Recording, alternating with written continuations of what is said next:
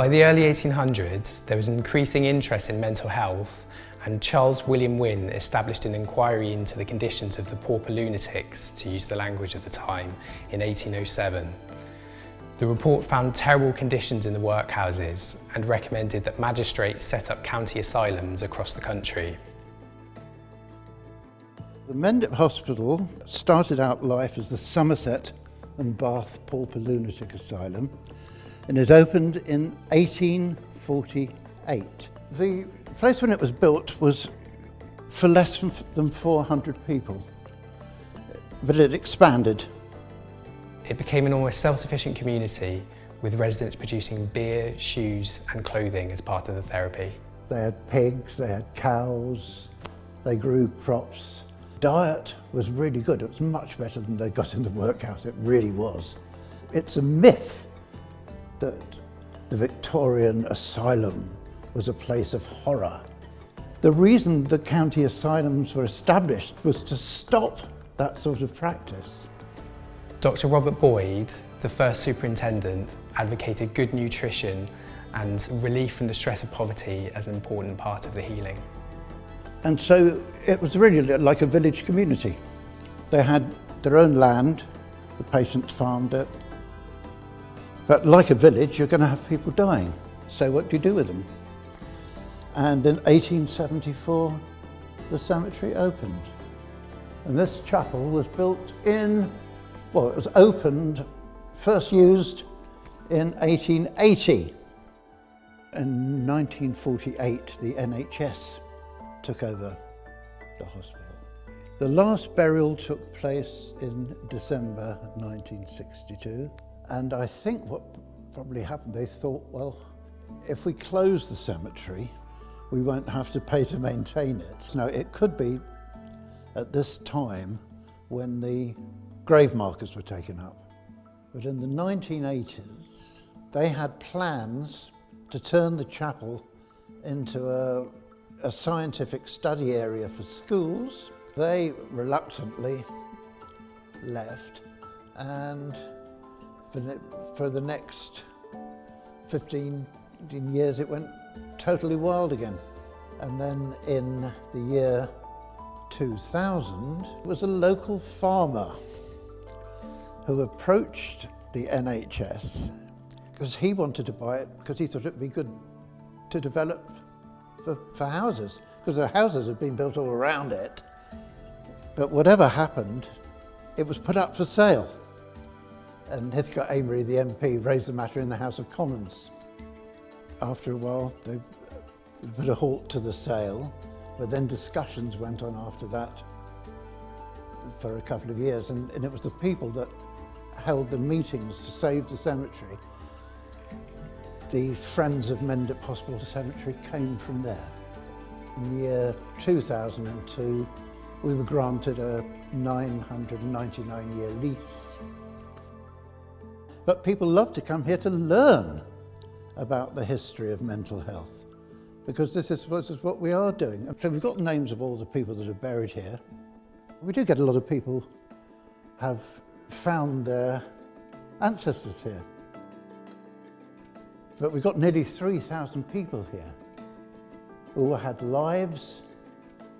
They came from families, they might have had families. The vast majority had jobs. We've got people who are mentally ill, but we would now say they've got schizophrenia or bipolar or what have you. It's all sorts of conditions that hadn't really, they knew very little about mental illness.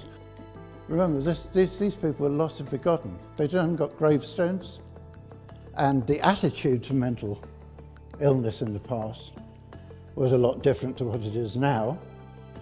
We do currently have mental health services in Wales, but unfortunately over time they are diminishing. So we did have Phoenix Ward that got closed, and at the moment there is St Andrew's Ward, which is based down near the bridge, which is the local mental health team on the same site as the doctor's surgeries. They closed Phoenix Ward. St Andrew's, the Somerset clinical commissioning group actually decided to close St Andrews back in 2020, but because of the circumstances of COVID and the increased requirements for mental health at that time, it's kind of been delayed, and there is a lot of people that are wanting to obviously not see the services disappear. The reason it was chosen to close was because Wells is about 45 minutes from any major A&E provision. So they were looking to move the 14 beds, which is at St Andrews currently, to Yeovil, which would then mean the bridge with the mental health team that we've currently got is probably quite vulnerable because they haven't got the support services around them. I'm the operations manager at Heads Up, which is a local mental health charity on the outskirts of Wales in South Horrington. We're a day service that provides mental health support. It was set up with very little funding and help from the community, and initially we supported only about 4 or 5 clients a week. We support about 70 people a week now. We also provide an outreach support service, so we go out into the community, help people to access community resources, attend appointments, budgeting, cooking, that sort of thing. We do an awful lot of work around carers as well. Sometimes mental health can be quite isolating. Our clients that come to us, although they like doing their own individual projects, it's really nice to do a collaborative piece. It gives people the opportunity to have shared experiences, to feel part of the community.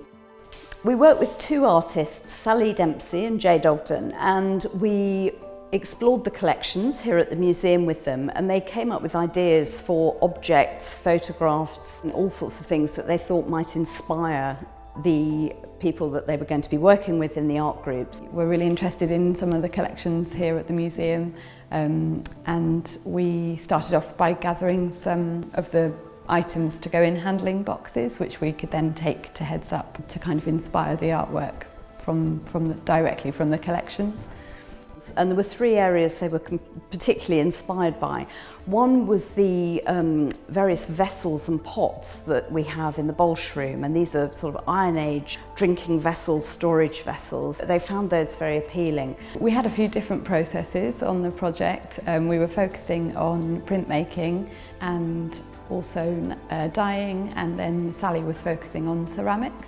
Each week they started with a cup of tea, different teas we used each week, and the dregs of those teas and those tea bags we used as stains and colours to start using in some of the work that was produced. Art is a huge part of Heads Up. That sort of creative activities that we put on quite regularly throughout the week for the various different clients that we support. Kind of engaging with different parts of the community, so working at Heads Up with people with mental health conditions and learning disabilities and dementia. What we really wanted to do is work with artists to actually bring out the value of those museum objects as inspiration for creativity. The piece was first shown at Wells Art Contemporary, which is in Wells Cathedral.